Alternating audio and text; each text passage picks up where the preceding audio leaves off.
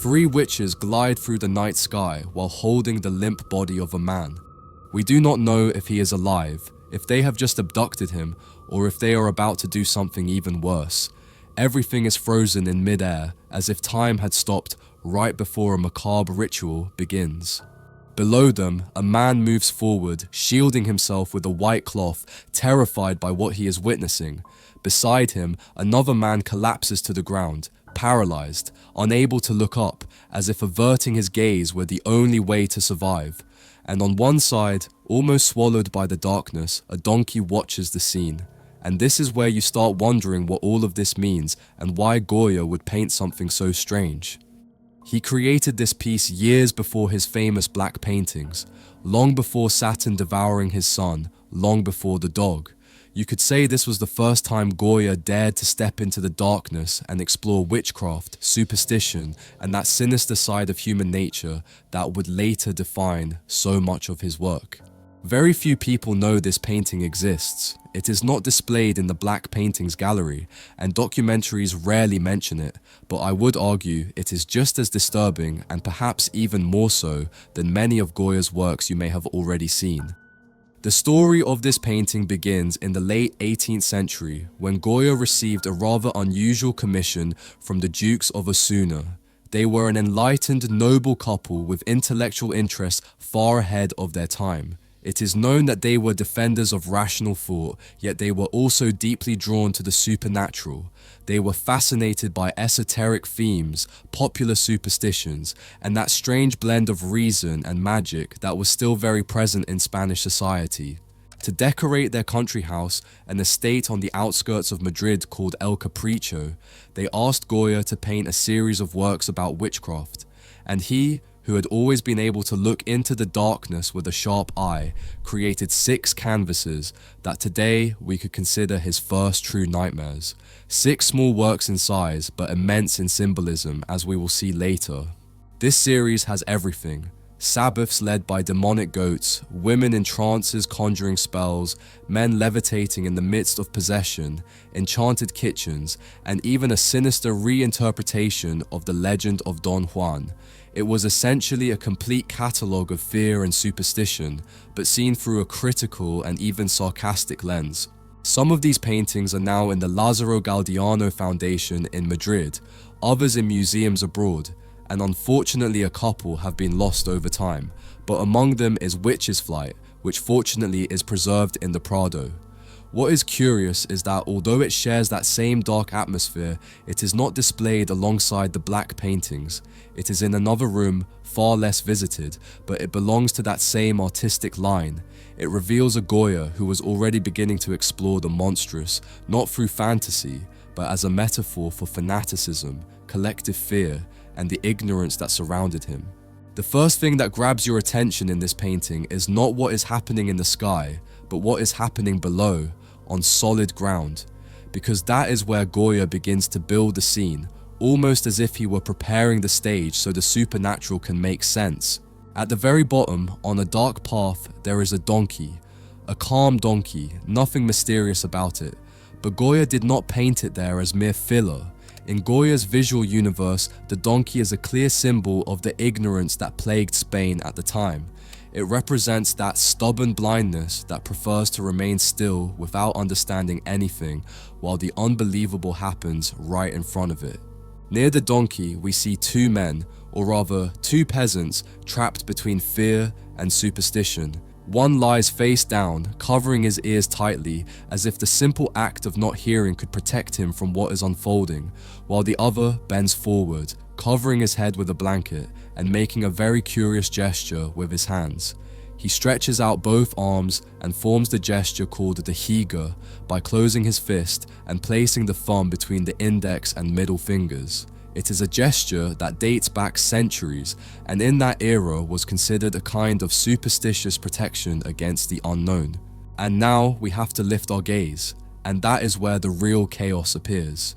In the air, floating, there are 3 human figures, half naked, surrounding a naked man who seems suspended between them.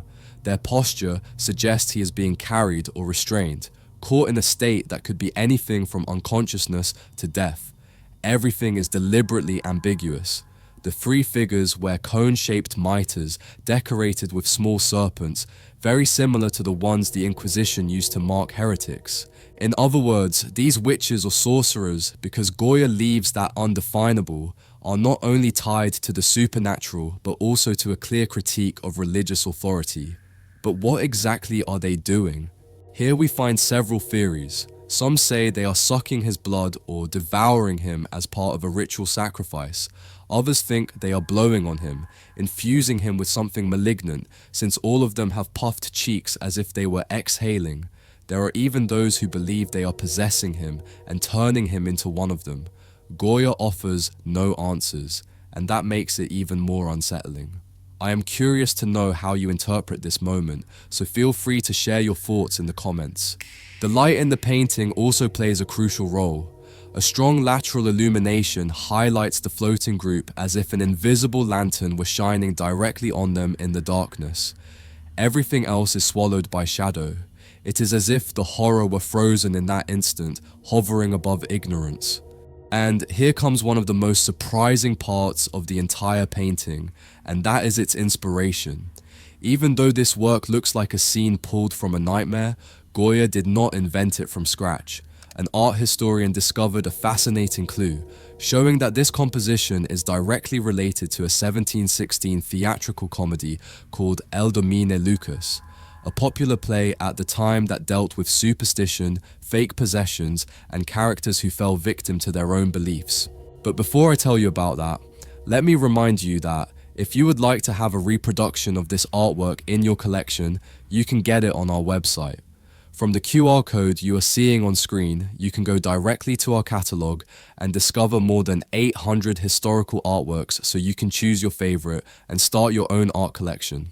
The video you are watching right now is an example of how you can decorate with our reproductions and turn your home into your own personal museum. Shipping is free worldwide. I will also leave the link in the description.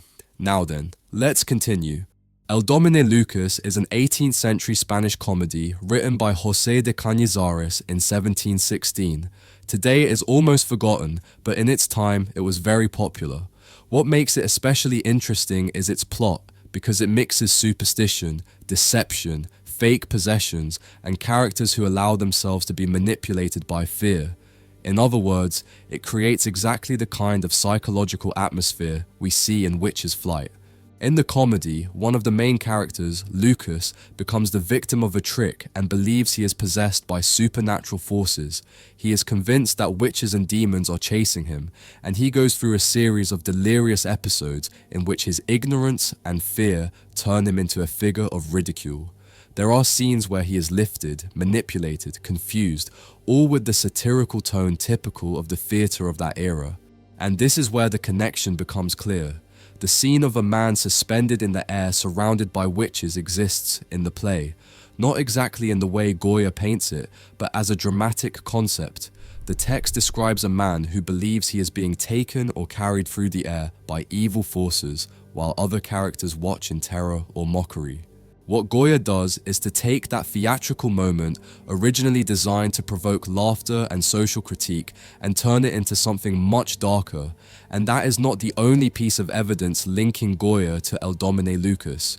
Years later, when he published Los Caprichos, he reused scenes from this same play. In Capricho number 50, known as Los Chinchillas, there are sleeping figures whose mouths are filled with stones by grotesque creatures, an image taken directly from a visual joke in the comedy. This tells us something essential. Goya was an expert at transforming fear and giving it visual form. He extracted elements from theatre, from popular literature, from whispered stories, and shaped them into highly symbolic images. In this painting, the theatrical influence is unmistakable. The frontal composition, the exaggerated gestures, the dramatic lighting, all of it feels like a stage scene, but painted through Goya's unique vision. For me, Witch's Flight is, without exaggeration, his most underrated painting.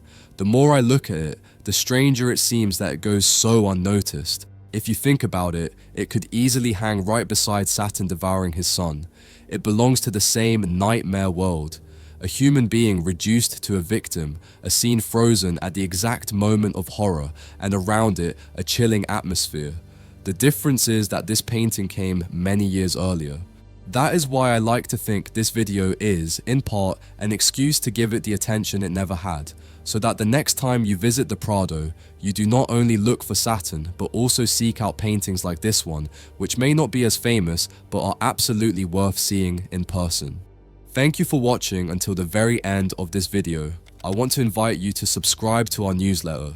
It is completely free, and every week you will receive 2 art stories directly in your email. I will leave the link in the description, and if you are thinking about getting a painting, you might find a nice surprise waiting for you next week. See you in the next video.